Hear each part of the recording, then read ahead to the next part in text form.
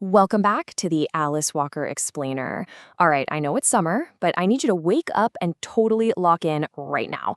Seriously, this isn't your standard dusty summer reading assignment.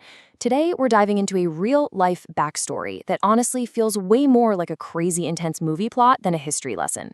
Okay, let's jump right in. So think about this for a second.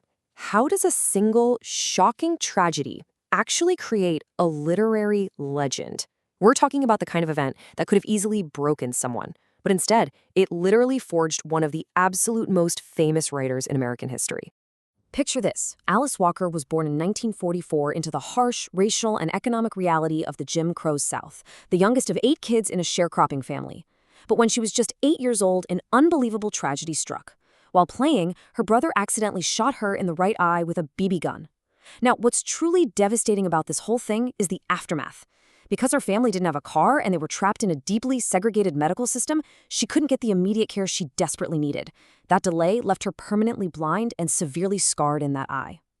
This accident basically created a painful plot twist in her life. She went from her early days in a deeply connected rural Georgia farming community, totally surrounded by family bonds and Southern folk wisdom, straight into total isolation.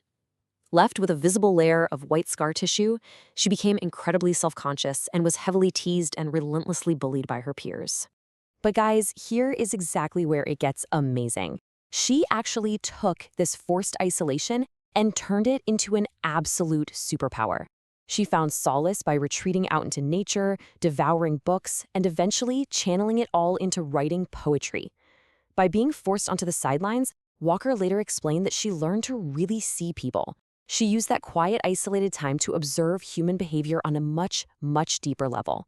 So how do you actually use this background knowledge today? Well, here is your reading mission.